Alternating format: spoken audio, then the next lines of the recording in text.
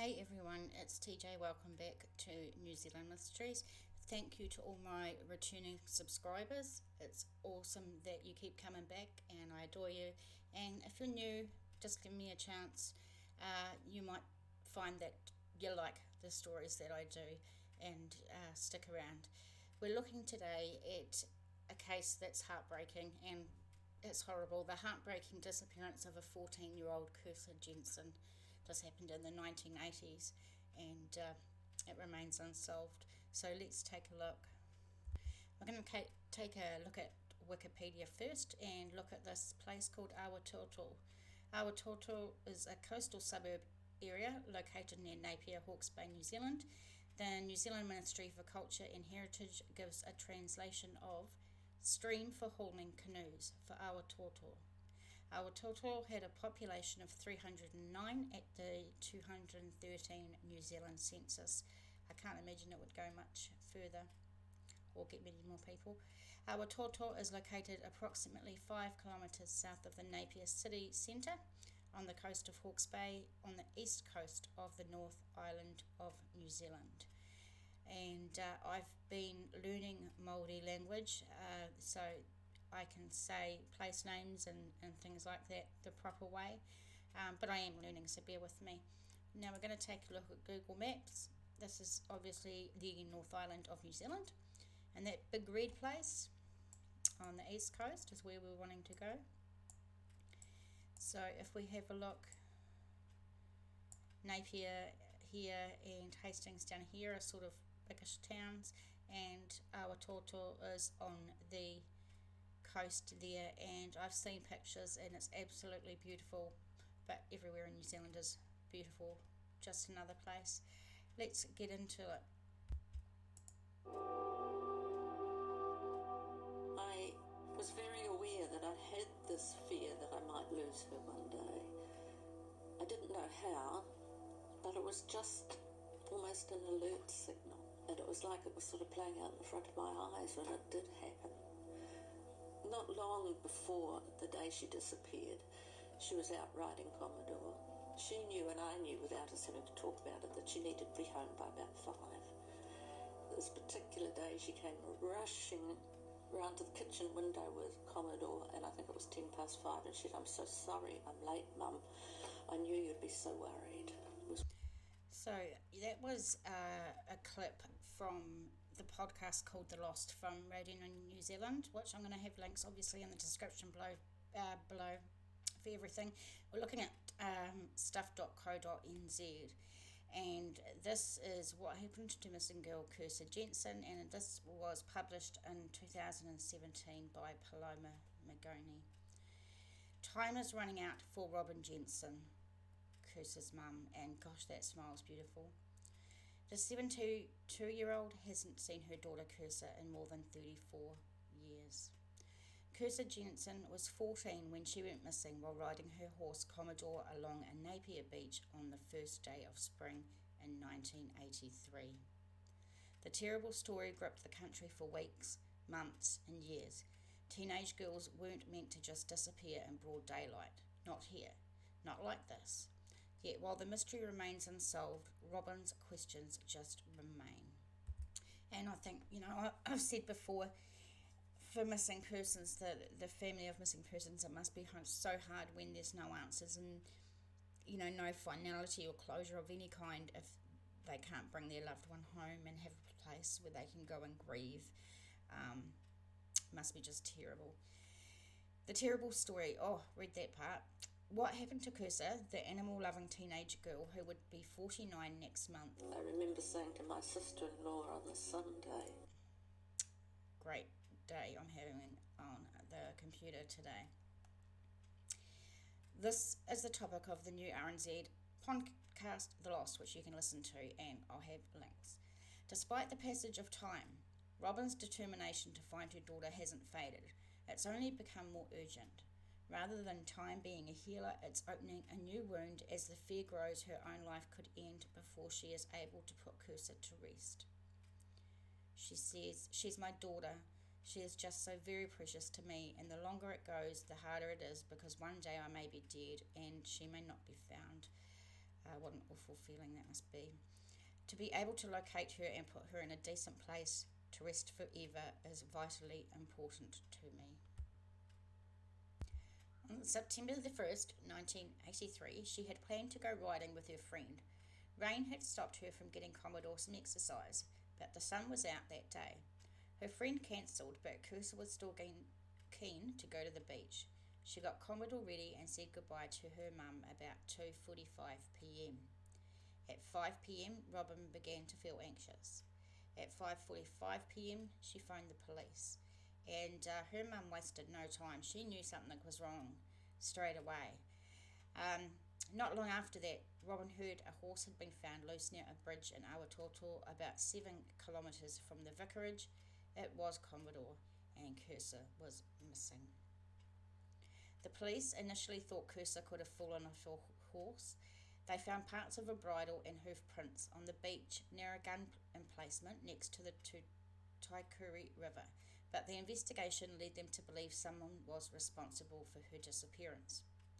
An orchard worker called John Russell was one of the first witnesses to contact the police, saying he had seen a girl with a bald, middle-aged man at the beach.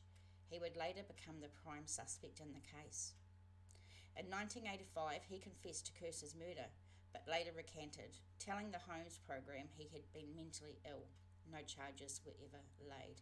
And the Homes program was just like a current affairs program, and it was hosted by a guy called Paul Holmes.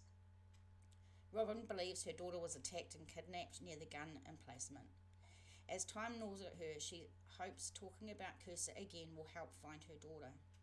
There is always that likelihood that somebody might know something, and in a certain situation they may actually share, she says.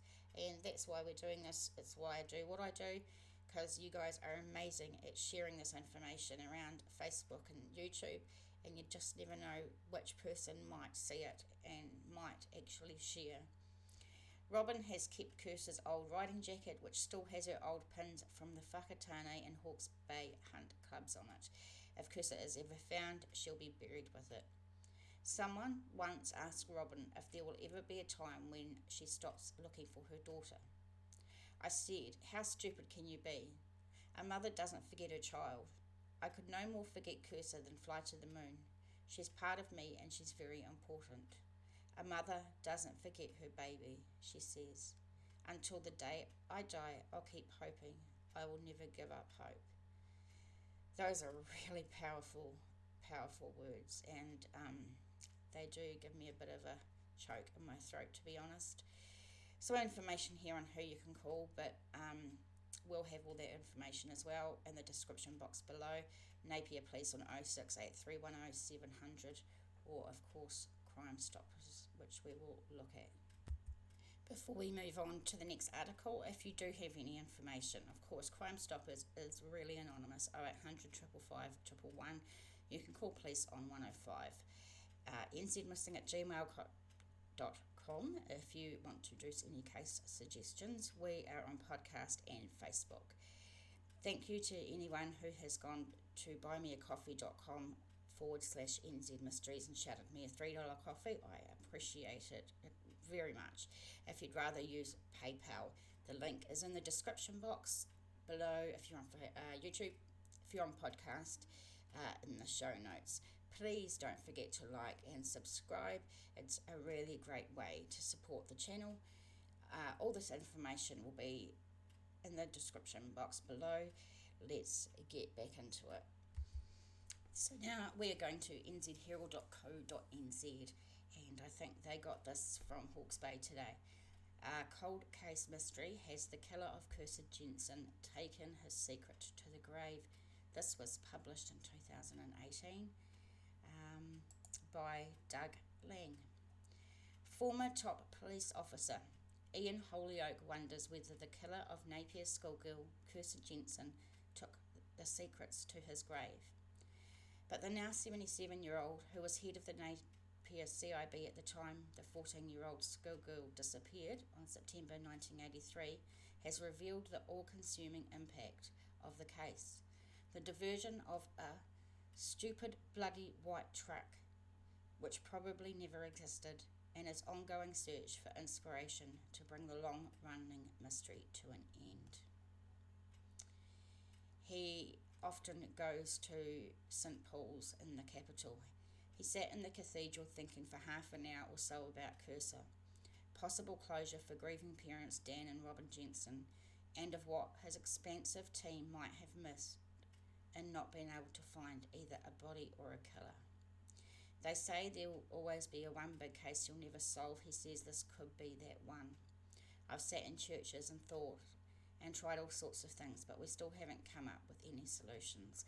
And I guess we forget about the police officers that work on the case and other people involved, and we think of the immediate family and the friends, but sometimes these cases reach a lot more people, and a lot more people are affected by them for many years.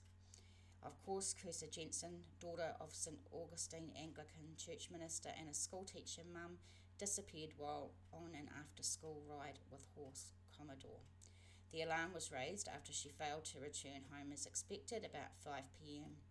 Robin Jensen called police about 5:45, and this mum did everything right. She was so onto it and so damn quick.